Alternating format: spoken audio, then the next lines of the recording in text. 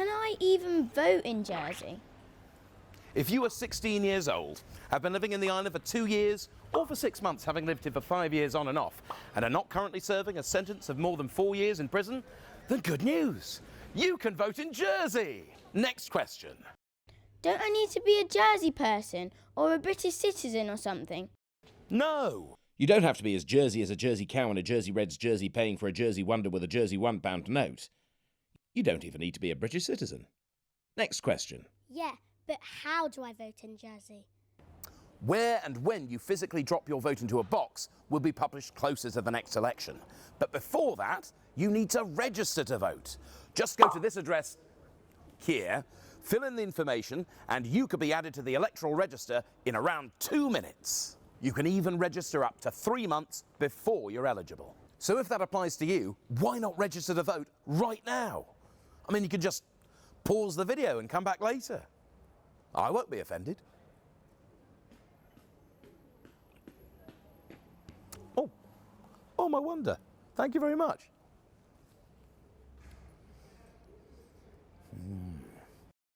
But what am I actually voting for? Every 4 years, islanders go to the ballot box to cast their vote. No, that's not the ballot box. The next one is in 2026, when you'll be voting for the 49 elected states members who will represent you in the States Assembly. Those 49 elected members include 12 constables and 37 deputies.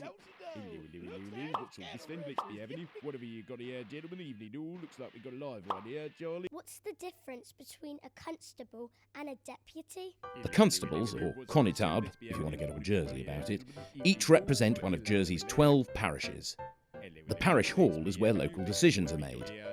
Constables deal with local matters, like collecting parish rates, money that goes towards things like fixing the roads and overseeing parish services, like driving licences, pet licences, who takes out the bins and other fiddly bits. In a general election, you'll be voting for one constable to be the head of your parish.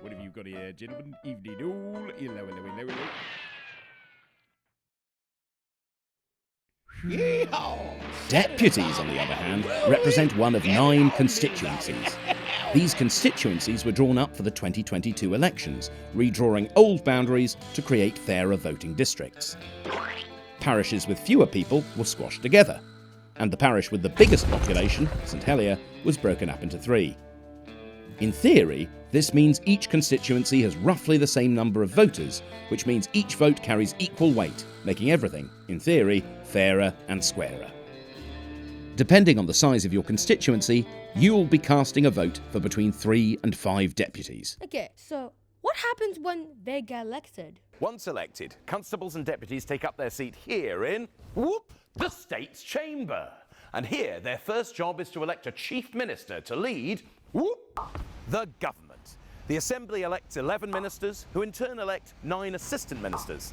Together with the chief minister, they make up the government of the island, who will soon be working in this building here. Which, as of recording, is a building site, so they're actually working here, where each minister heads up a department, like health and social services, or children and education.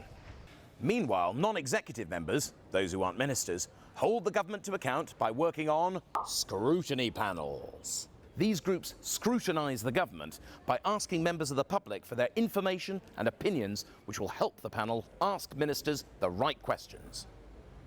Is that all they do? No. The 49 elected members also make up our legislature. This means they decide important policy and consider propositions or projets for new laws that will affect the island. Once a proposition has been published or lodged au greffe, the Chamber gets the chance to debate it, propose changes known as amendments, and eventually vote using the 3 buttons in their desk. Pour, which means for, contre, against, or abstain, which means you're not voting either way. But how do I know who to vote for?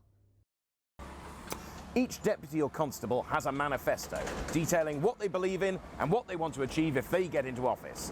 And you can check out those manifestos by going to this address here. However, if a politician has been in the States before, you can check out their voting record to see how they voted on matters that you care about by going to this address. Because in the end, that is what you're voting for. People to represent you and the issues that matter to you in your state's assembly. Look, are you going to buy something?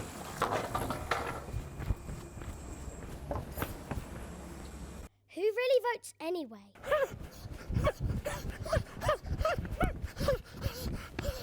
At the last general election in 2022, roughly 3/4 of Jersey's eligible voters actually registered to vote.